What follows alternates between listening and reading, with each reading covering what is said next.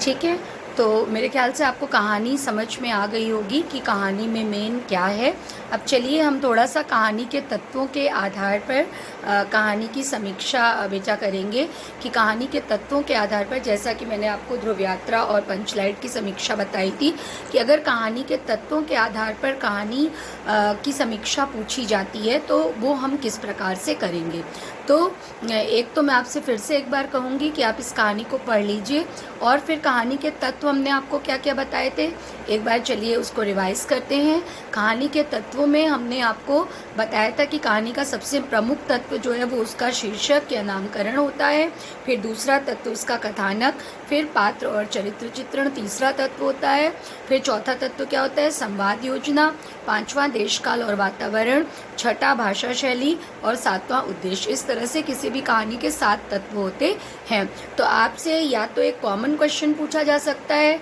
कि कहानी के तत्वों के आधार पर आप कहानी की समीक्षा कीजिए, या फिर कहानी का उद्देश्य आपसे पूछा जा सकता है, या नामकरण की सार्थकता प्रकट करते हुए कहानी का उद्देश्य पूछा जा सकता है, या फिर बहादुर का चरित्र चित्रण भी इस कहानी में आपसे पूछा जा सकता है। तो हम लोग सबसे पहले कहानी के उद्देश्य को, कहानी के तत्वों के आधार पर कहानी का एक बार कहानी की समीक्षा आप सुनेंगे, जिससे कि आपको ये क्लियर हो कि किस तरह से हम कहानी की समीक्षा करेंगे। तो सबसे पहले तो इसका शीर्षक है। तो शीर्षक जो है वो छोटा सा है, सारगर्भित है, उपयुक्त है। क्यों सारगर्भित और उपयुक्त है? क्योंकि आपको पहले भी ये आपने काफ़ी सारी कहानियाँ पढ़ ली हैं और आपको पता है कि कहानियों में वही शीर्षक ज़्यादा उपयुक्त माना जाता है जिसके इर्द गिर्द जो है वो सारी कहानी घूमती है। और इस कहानी में जो प्रमुख पात्र है वो बहादुर है और उसी पर आधारित पूरी कहानी है। और इस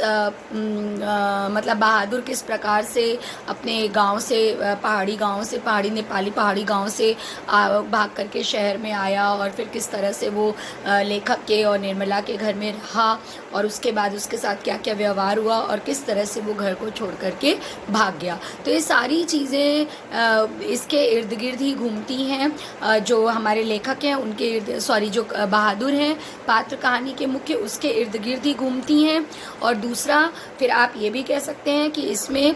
जो जैसे जैसे कहानी आगे बढ़ती है, जो हम और आप हैं पाठक वर्ग है, उनके मन में ये इच्छा उत्पन्न होती है कि इसमें बहादुर के साथ और आगे क्या हुआ। तो इसलिए भी ये कहानी का मुख्य पात्र कहा जाता है। और इसमें एक चीज़ कभी कभी एक बार, जैसे अगर आप हम अगर आपसे कहते हैं, अगर आपको कुछ कहानी के बारे में नहीं बताते हैं ना, और आपसे कहते हैं कि आज हम आपको बहादुर कहानी पढ़ाएंगे, तो बहादुर शब्द सुन के आपके अंदर क्या आता है? कहानी का शीर्षक आप कैसे वो करते हैं कि बहादुर शब्द सुन के आपके मन के अंदर क्या आता है? आपके मन के अंदर बहादुर शब्द से कोई बहादुर वीर का भी जिक्र आ सकता है। ज़रूरी तो नहीं है कि आप उसको सोचेंगे कि वो कोई हमारे घर में काम करने वाली हेल्प होगा, या घर का नौकर होगा, सर्वेंट होगा, है ना। लेकिन यहाँ पर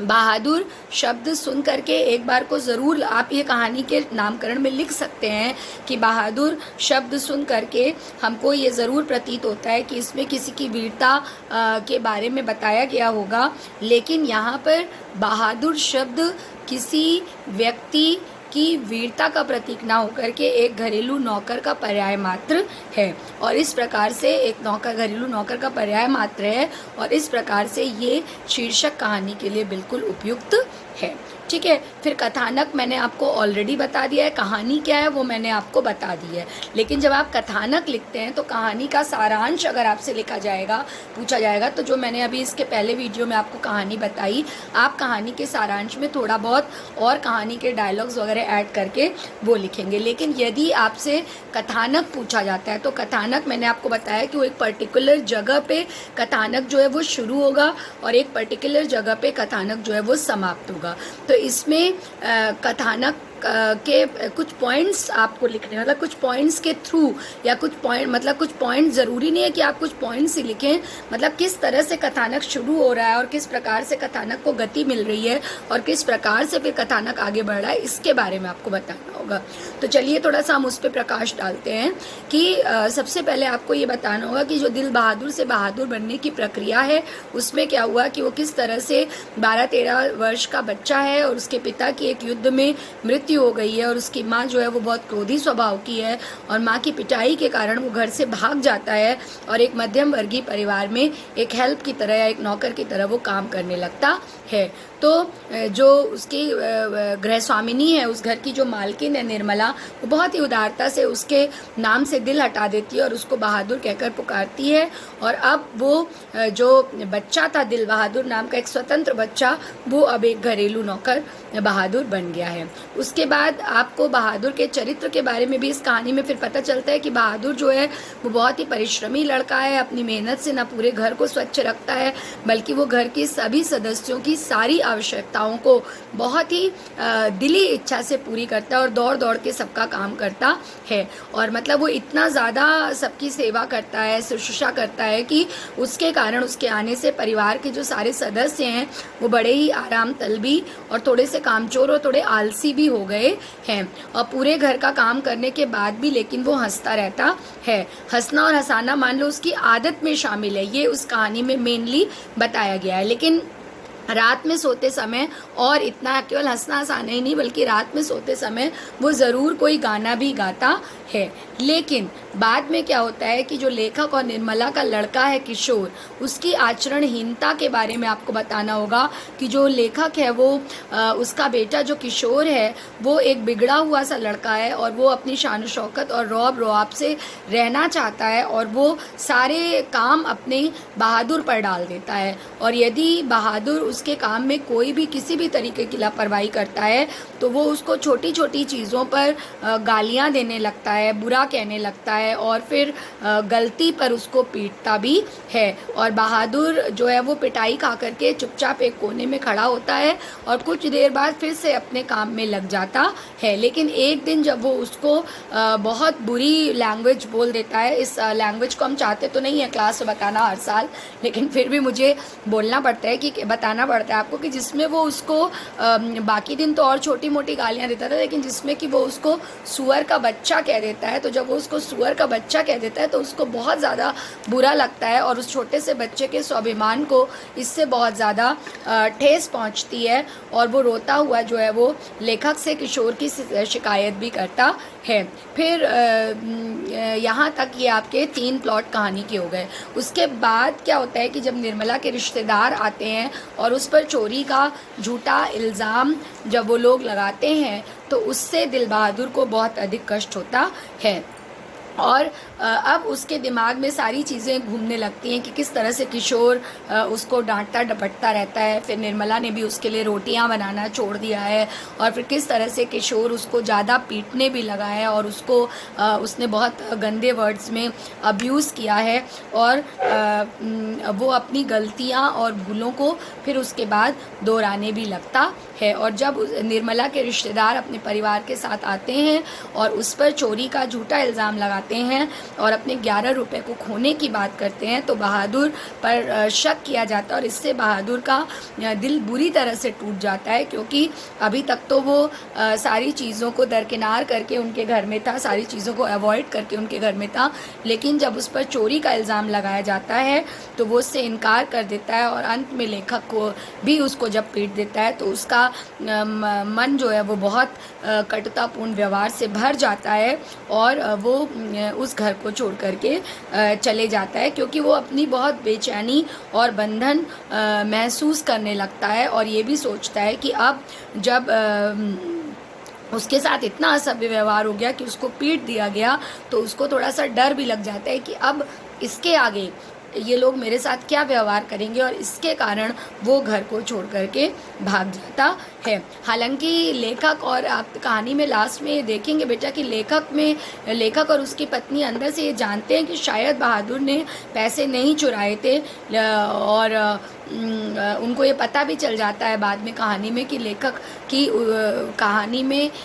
घटना होती है एक, आप पढ़िएगा उसको, मैं आपको नहीं बताऊंगी, उसे आप खुद जानिएगा कि उनको कैसे पता चलता है कि बहादुर ने वो पैसे नहीं चुराए थे और वो बहुत ज़्यादा पश्चाताप से भर जाते हैं और उन्होंने जो उसके ऊपर अत्याचार किए, जो बुरा व्यवहार किए, उसके कारण वो उसके पश्चाताप से भर जाते हैं। तो इस तरह से आप कथानक को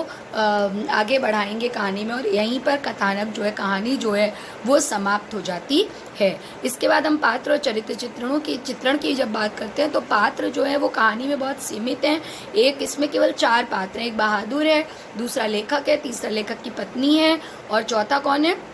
कहानी में लेखक का बेटा किशोर। ठीक है। और जो इसमें बहादुर के अतिरिक्त जो सारे पात्र हैं वो मध्यम वर्ग के प्रतीक है। जैसे हमारा समाज जो है वो 3 वर्ग में विभाजित है, उच्च वर्ग, मध्य वर्ग और निम्न वर्ग। तो आप देखेंगे कि बहादुर निम्न वर्गीय परिवार से आता है और बाकी जो तीनों पात्र हैं कहानी के, मतलब लेखक, उनकी पत्नी और उनका बेटा, वो तीनों उच्च मध्य वर्ग से, वो मध्यम वर्गीय परिवार से आते हैं। उच्च मध्यम वर्गीय से नहीं बल्कि मध्यम वर्गीय परिवार से आते हैं। और वो इसमें देखते हैं कि इसमें सबसे प्रमुख पात्र जो अगर पूछा जाता है, कभी कभी आपसे डायरेक्ट पात्र नहीं पूछा जाता है बल्कि पूछा जाता है कि बहादुर कहानी के सर्वप्रमुख पात्र का चरित्र चित्रण कीजिए या सर्वप्रमुख पात्र क्या है और आप उससे क्या सीखते हैं। इस तरह के क्वेश्चंस कभी कभी पूछ लिए जाते हैं एग्जाम में, या अक्सर पूछे जाते हैं, क्वेश्चंस को घुमा के अब दिया जाता है। तो आप बताएंगे कि सर्वप्रमुख पात्र तो इसमें देखिए बहादुर ही है, और वो क्या है, वो 13-14 साल का, एक 12-13 साल का बच्चा है जिसको कि उसकी माँ पीटती थी और वो घर से भाग आया है। और उसके चरित्र को यहाँ पर बहुत ही सहानुभूति पूर्ण ढंग से लेखक ने प्रस्तुत किया। उसकी मानसिक दशा को, उसकी पारिवारिक दशा को, उसको किस प्रकार से अपने माता पिता की कभी कभी याद आती है, अपने घर की याद आती है, और किस प्रकार से उसकी मानसिक दशा में बार बार परिवर्तन होता है जब उससे पूछा जाता, जब उसके साथ बुरा व्यवहार होता है या उसको गाली गलौज किया जाता है या उसको मारा पीटा जाता है, तो किस प्रकार से उसकी मानसिक दशा में परिवर्तन होता है, ये भी लेखक ने बहुत ही अच्छे ढंग से बताया है। और उसके बाद, और वो निम्न दलित वर्ग का यहाँ पर बच्चा है, और जो कहानी के अन्य वर्ग हैं, अन्य पात्र हैं, वो मध्यम वर्गीय परिवार के हैं। तो आर्थिक तंगी होते हुए भी ये वर्ग किस प्रकार से अपने रसूख को कायम रखने के लिए, कि किस तरह से सोसाइटी में उसका नाम हो, उसकी पहचान हो, वो एक नौकर रखना चाहता है, और किस प्रकार से वो बहादुर को अपने घर में नौकरी देते हैं और उसके बाद उनके साथ जो व्यवहार करते हैं, यही सब उनके पात्रों में दिखाया, उनके चरित्र चित्रण में दिखाया गया है। फिर संवाद योजना, तो जो संवाद है योजना है उसके बारे में आप ये कह सकते हैं कि जो संवाद है वो छोटे छोटे हैं, रोचक हैं, गतिशील हैं, और कहानी को, जो कहानी का कथानक है उसको वो बहुत अच्छे से आगे बढ़ाते हैं, कहानी के कथानक को वो बहुत अच्छे से आगे बढ़ाते हैं। इसके अलावा आप इसमें ये भी बता सकते हैं कि पात्रों के चरित्र पर जो है वो प्रकाश डालते हैं, जो पात्र हैं उनके चरित्र पर वो प्रकाश डालते हैं। जो निर्मला है उसके पति का जो बहादुर के प्रति उपेक्षा का भाव है, और निर्मला और उसके रिश्तेदारों की, उसके बेटे की उसके प्रति जो कठोर हृदयता है या जो उनका कठोरपन है, और किशोर का जो मानवता के विरुद्ध व्यवहार है, और सभी कुछ जो है वो इनकी बातचीत से ही सामने आता है। इसमें बार बार लेखक ये नहीं बोल रहा है कि अब कहानी में ऐसा हो रहा है, अब कहानी आत्मकथात्मक शैली में लिखा गई है कहानी, लेकिन लेखक इसमें बोल नहीं रहा है कि अब कहानी में ऐसा कहा गया, अब कहानी में ऐसा कहा गया, बल्कि ये जो 3-4 चीज़ें मैंने आपको बताई, जिसमें कि निर्मला के पति अर्थात स्वयं लेखक का जो उनके प्रति उपेक्षापूर्ण व्यवहार है, निर्मला का और उसके रिश्तेदारों का जो कठोर हृदयता है, उसके बेटे का जो निर्ममतापूर्ण व्यवहार है, और मानवता के विरुद्ध व्यवहार जिसे कहा जाएगा, वो सब कुछ उसकी बातचीत से, उन सब की बातचीत से ही लेखक के सामने प्रकट होता है। इस प्रकार से जो कहानी के कथोपकथन है या जो संवाद है वो उत्कृष्ट शैली के हैं और बहुत प्रभावपूर्ण हैं। उसके बाद इसमें आता है आपका जो 5वां है वो क्या होगा, 5वां आपका होगा देश काल और वातावरण। तो जो 5वां देश काल और वातावरण है वो कहानी की रचना देश काल को ध्यान में रख करके की गई है। भारतवर्ष है, उसका एक छोटा सा शहर का एक घर है जो मध्यम वर्गीय परिवार है, और इसमें इस कहानी में इस वातावरण के पूरे प्रभावशाली दर्शन होते हैं, क्योंकि संपूर्ण घटना जो है वो निर्मला के घर पे ही घटित हुई है। उसमें घर के निवासी हैं, रिश्तेदार हैं, उनका व्यवहार है, उनका वार्तालाप है। उस वातावरण को सृजित करने में जितनी भी चीज़ें हो सकती थी और जिस तरह से वास्तविकता का परिचय हमको मिल सकता था, वो लेखक ने हमें सामने से दिया है।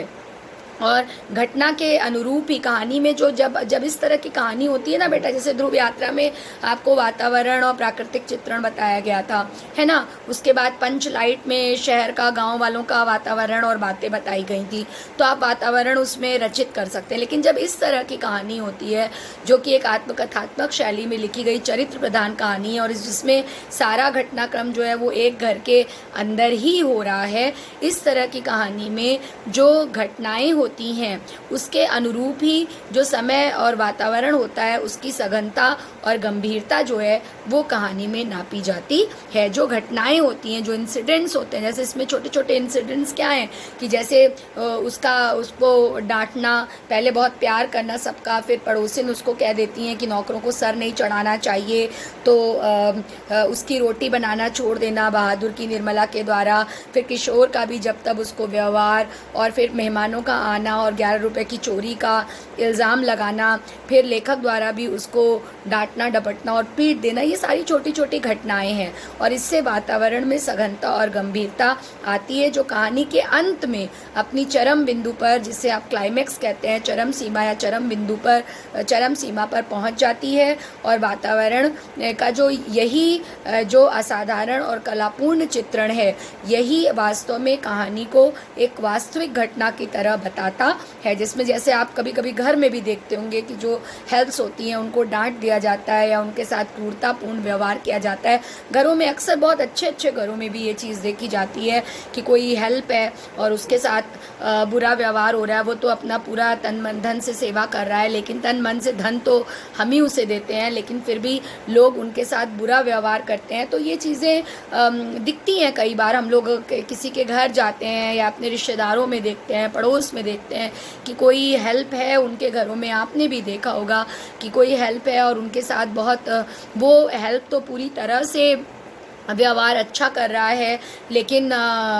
जो लोग हैं वो उनके साथ अच्छा व्यवहार नहीं करें। आप दूर क्यों जाते हैं? अभी इस समय पेंडेमिक में लीजिए, आपने बहुत अगर ऐसे लोगों को जानते हैं जो कि अपने सर्वेंट्स का या अपनी हेल्प को बिना घर बुलाए, मेट्रोज़ में तो अभी भी नहीं आ रही हैं हेल्प्स, लेकिन सब लोग उनकी सैलरी दे रहे हैं। लेकिन यहाँ जहाँ लोगों के बर्तन और सफाइयाँ लोग कर भी रहे हैं, लेकिन वहाँ पर भी चूँकि वो खाना नहीं बनवा रहे हैं या बाकी काम नहीं करवा रहे हैं तो उनके पैसे काट रहे हैं। तो इस तरह से ये जो सारी घटनाएं हैं, ये कहानी, इसी तरह की घटना उस कहानी में भी हुई है। हमने आपको आज के एग्जाम्पल से इसलिए रिलेट किया कि आप थोड़ा सा समझेंगे कहानी को, अपनी भाषा में भी आप लिख सकते हैं कि देश काल और वातावरण किस प्रकार का सृजित हुआ है। हमेशा ज़रूरी नहीं है कि आपको जो मैं बताऊं आप उसी को पॉइंट टू पॉइंट लिखें, आप अपनी भाषा में भी हाँ सही लिखिए।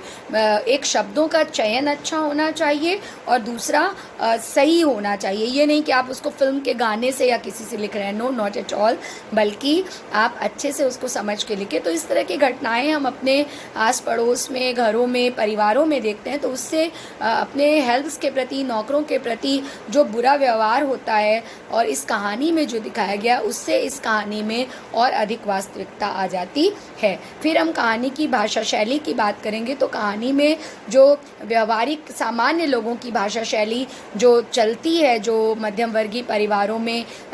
यूज़ होती है, उस मध्यम वर्गीय भाषा का प्रयोग किया गया है। इसमें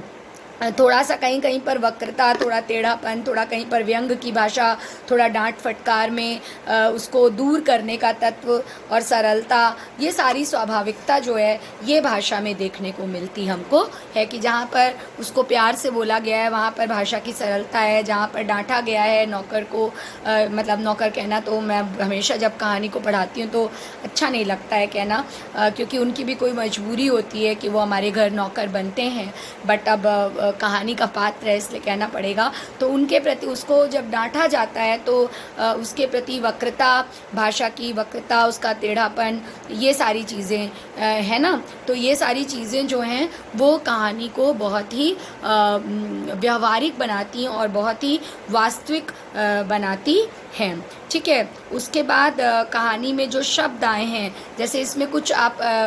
जब आप कहानी में भाषा और शैली की बात करते हैं तो आप कहानी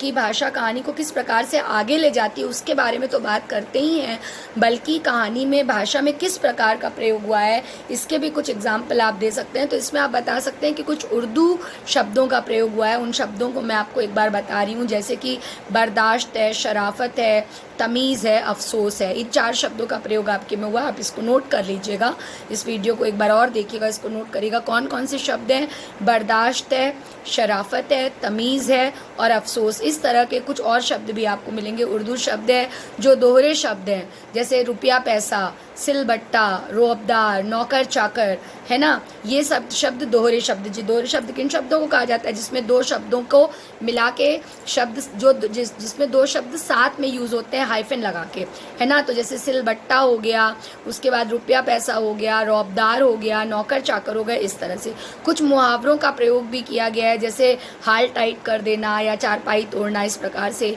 कुछ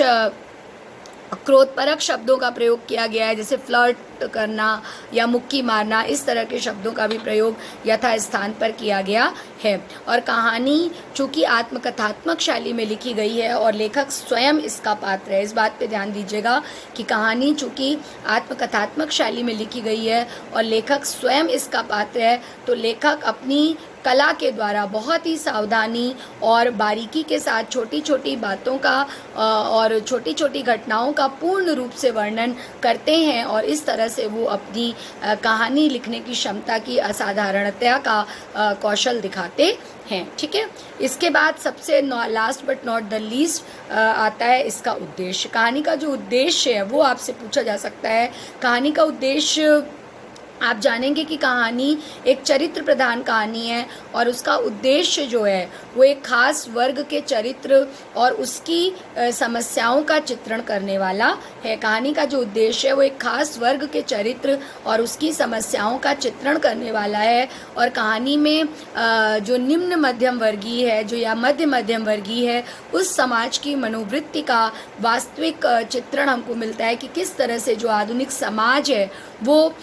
झूठे प्रदर्शन और शान शौकत में विश्वास रखता है और उनका जो संपूर्ण जीवन है वो किस तरह से कृत्रिमता से मतलब नेचुरल नहीं बल्कि आर्टिफिशियलिटी जिसे आप कहते हैं इंग्लिश में, आर्टिफिशियल चीज़ों से भर गया है कि वो लोगों को दिखाने के लिए नौकर रखते हैं लेकिन उसके साथ फिर अच्छा व्यवहार नहीं करते हैं और मानवता के विरुद्ध जा कर के उसके साथ व्यवहार करते हैं। तो इसमें भी जो समाज का झूठा प्रदर्शन है और झूठी शान शौकत है इस कहानी में वो अपनी चरमता पर दिखाई गई है और उसका संपूर्ण जीवन किस प्रकार से आज के मनुष्य का संपूर्ण जीवन जो है वो कृत्रिमता पर आधारित है और वो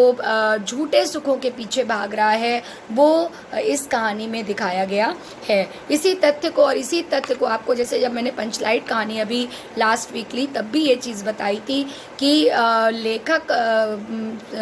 जो कहानी में कहना चाह रहा है हमको, अब हम 12th में क्योंकि 11th-12th में आप कहानी से हमें क्या शिक्षा मिलती है ये नहीं लिखते हैं। जैसे आप 8th तक जब आपको मॉरल साइंस पढ़ाई जाती है या बाकी चीज़ें पढ़ाई जाती हैं, कभी आपको मॉरल स्टोरीज सुनाई जाती हैं बेटा, तो आपसे कहा जाता है कि इस कहानी से हमको ये नैतिक शिक्षा मिलती है या we are getting this moral value from this story. But यहाँ पर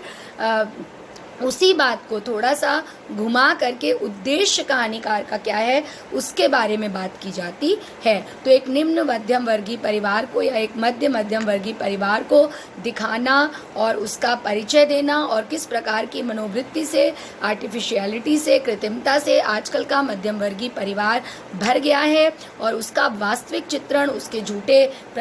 शान शौकत का और कृत्रिमता का चित्रण ही इस कहानी पर किया गया और यही कहानी में किया गया है और यही इस लेखक का जो है वो मुख्य उद्देश्य है। और इसके साथ साथ लेखक ने जो दलित और असहाय वर्ग है, जो निम्न वर्ग है, इसकी दशा का भी वर्णन उसमें किया है क्योंकि बहादुर जो चीज़ें अपने मन में सोच रहा है ना, जो अपनी समस्याओं को सोच रहा है, जैसे कि जो आर्थिक तंगी की समस्या है और सफ़ेद पोशी है लोगों की सामने के अंदर उसके साथ नौकर के साथ बुरा व्यवहार कर रहे हैं, बाहर बहुत अच्छा दिखा रहे हैं, जो खोखलापन है हैं, उनकी जो भ्रष्ट स्वार्थपरता है, उनकी जो ईर्ष्यालु प्रकृति है और जो नौकरों की समस्या है, इन सब का वर्णन करने में ये कहानी पूरी तरह से अपने उद्देश्य को सफल बनाती है। आप इतना हम लोग कह सकते हैं, क्योंकि जो कथानक है वो बहुत ही यथार्थपरक है, चरित्र चित्रण की उत्कृष्टता है, कथोपकथन है, सब कुछ जो है वो बहुत ही खूबसूरत तरीके से इस कहानी में बताया गया है। तो इस प्रकार से हमारी ये जो कहानी है ये अपने इस उद्देश्य को पूरा करने में भी पूरी दिखती पूरा होती है। एक बार मैं देख लेती हूँ कि इसमें कुछ आपका छूट तो नहीं रहा है कि जी हाँ, ये सारे उद्देश्य और सारी चीज़ें मैंने आपको बता दी हैं। और इसमें जो वही है कि जो लेखक का जो मुख्य उद्देश्य है वो यहाँ पर गरीब वर्ग और जो अमीर वर्ग है, मतलब जो निम्न वर्ग है और जो मध्यम वर्ग है, क्योंकि मध्यम वर्ग में ही अब ये स्थितियाँ होती हैं। जो उच्च मध्यम वर्गीय परिवार हैं या जो पढ़े लिखे और समझदार व्यक्ति हैं वो अपने नौकरों के साथ आजकल बहुत अच्छे से व्यवहार करते हैं, क्योंकि उनको भी पता है कि नौकरों के बिना उनका काम चलना नहीं है। हम विदाउट हेल्प अपना काम नहीं चला सकते। और आपने अक्सर अपने घरों में ये चीज़ें अपने पेरेंट्स को भी कहते सुनी होंगी कि देखो भाई, अगर तुमको पैसे की ज़रूरत है तो हमको एक मेहनतकश इंसान की ज़रूरत है। तो आज जो भारत की मानसिकता है वो इस चीज़ से भली भांति परिचित है कि अगर हम कि एक हाथ लेना है और दूसरे हाथ आपको पहले देना है और फिर उनकी सेवा लेनी है। बहुत से सर्वेंट्स तो कई बार आते हैं, हेल्प्स आते हैं और आपसे एडवांस पैसा लेकर के और फिर काम करते हैं, लेकिन यहाँ पर हम लोगों को ये समझना होगा कि उनकी ज़रूरत है, उनको मानसिक परेशानी है, आर्थिक परेशानी है, उनके घर में आर्थिक तंगी है, वो इसीलिए किसी के आगे हाथ फैला रहे हैं। हम और आप कभी किसी के आगे टचवुड कभी भी हाथ नहीं फैलाएंगे और कभी ईश्वर ना करे कि किसी के आगे ऐसी परिस्थिति आए कि उसको किसी के आगे हाथ फैलाना पड़े। तो अगर हम ये इस सोच के साथ इस कहानी को समझेंगे कि उनकी कोई मजबूरी है कि वो हमारे घरों में काम कर रहे हैं और हमको उनकी यथासंभव आर्थिक रूप से, सामाजिक रूप से, इमोशनली वो बहुत हर्ट होते हैं। कई बार वो कहीं और भी काम करके आए होते हैं हमारे घरों में, या उनको कहीं जाना होता है और कहीं दूसरी जगह अपनी सर्विस देनी होती है और वो लोग क्रूर होते हैं, हम अच्छे हैं। तो हम हर संभव ये कोशिश करें कि हम अपने हेल्प्स के साथ, हम अपने नौकरों के साथ या जो भी हमको सुविधा प्रदान कर रहे हैं उनके साथ बहुत अच्छा व्यवहार करें, उनकी भावनाओं को समझें। एक लेखक का ये उद्देश्य भी मुझे पर्सनली नज़र आता है और आप इसको बिल्कुल लिख सकते हैं कि किस तरह से वर्ग विशेष की भिन्नताओं को उजागर करना और समाज में आज भी कितने क्रूर लोग हैं जो अपने हेल्प्स के साथ बुरा व्यवहार करते हैं, उनके जो सेवक होते हैं, नौकर होते हैं, उनके साथ बुरा व्यवहार करते हैं। इस पर दृष्टि डालना ही लेखक का यहाँ पर मुख्य उद्देश्य रहा है और इस चीज़ को करने में ये कहानी पूरी तरह से सफल रही है। तो मैंने आपको कहानी बताई, कहानी का सारांश बताया, फिर कहानी के तत्वों के आधार पर कहानी की व्याख्या पूरी समझा दी है, कहानी को कैसे एक्सप्लेन करना और किस तरह से उसकी समीक्षा करनी है वो बेटा समझा दिया है। उसके अंतर्गत दो इम्पॉर्टेंट क्वेश्चन जो आते हैं हमेशा बोर्ड में, एक नामकरण वो मैंने शीर्षक के अंतर्गत और जो उद्देश्य है वो बता दिया है। इसमें जो उद्देश्य क्या है कहानी का और कहानी का एक इंट्रोडक्शन, जो कि कोई भी क्वेश्चन आए और आप उसको अच्छी तरीके से कर सकें, वो मैं आपको खुद भी लिख करके नोट्स के माध्यम से भेजूंगी, जैसा कि अब तक की कहानियों में भेजा है। तो उसको आप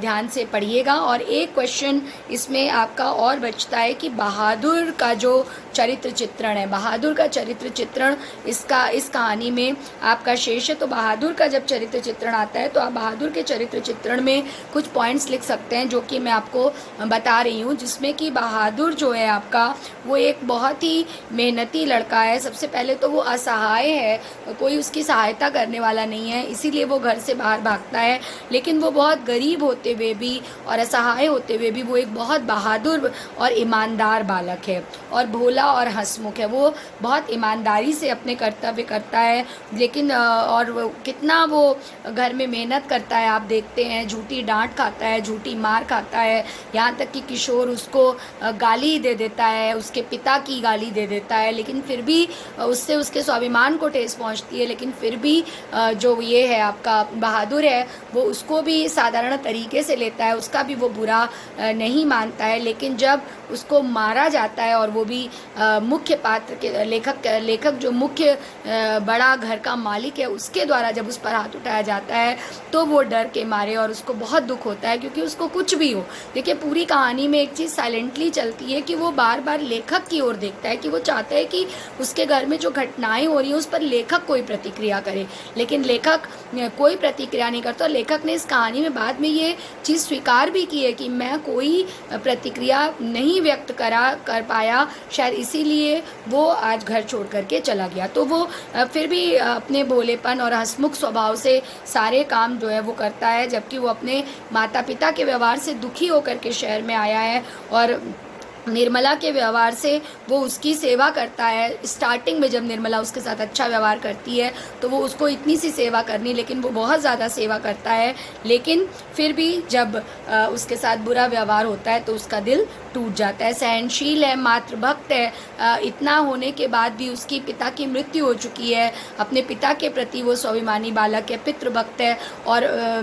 लेकिन फिर भी, और उसकी माँ उसको मारती है, इसी कारण उसने घर छोड़ा है। लेकिन ध्यान दीजिए कि फिर भी वो अपनी माँ को अपनी तनख्वाह पूरी की पूरी भेजता है। ये एक बहुत बड़ी बात है कि वो बहादुर अपनी माँ को घर पे पैसे भेजता है, और वो सब कुछ सहन कर लेता है, लेकिन वो प्रतिरोध नहीं करता है। लेकिन जब उसके पिता को गाली दी जाती है तो वो लेखक से शिकायत करता है, और जब उसको लेखक द्वारा पीटा जाता है तो वो घर छोड़ करके चला जाता है। तो इस तरह से वो एक स्वाभिमानी व्यक्ति भी है, स्वाभिमानी बच्चा भी है, और व्यवहार कुशल है। सभी के प्रति एक व्यवहार कुशलता हम सब के व्यक्तित्व का, केवल एक घर के हेल्प या घर के नौकरों का ही नहीं, बल्कि व्यवहार कुशलता सबका बहुत एक अच्छा गुण होता है, जो कि हम सब का बहुत अच्छा गुण माना जाता है। और जो हमारा बच्चा यहाँ पर जो बहादुर है, इस कहानी का मुख्य पात्र, वो बहुत उसको बहुत अच्छे तरीके से लेखक ने इस पात्र को एक्चुअली गढ़ा है, कि किस तरीके से वो व्यवहार कुशलता से सबके साथ अच्छा व्यवहार करता है, या और उसके अच्छे व्यवहार से ही घर के सब सदस्य और यहाँ तक कि उसके मोहल्ले वाले भी उस पर मोहित रहते हैं। और निर्धन बालक है, लेकिन इस कहानी का ये एक आदर्श बच्चा कहा जा सकता है, एक आदर्श पात्र कहा जा सकता है। ठीक है, तो इस तरह से ये कहानी आपकी पूरी हुई। आप इसको एक बार पढ़िए और मेरे नोट्स के साथ अपने नोट्स तैयार करिए और एग्ज़ाम की तैयारी करिए। ठीक है, thank you, God bless you.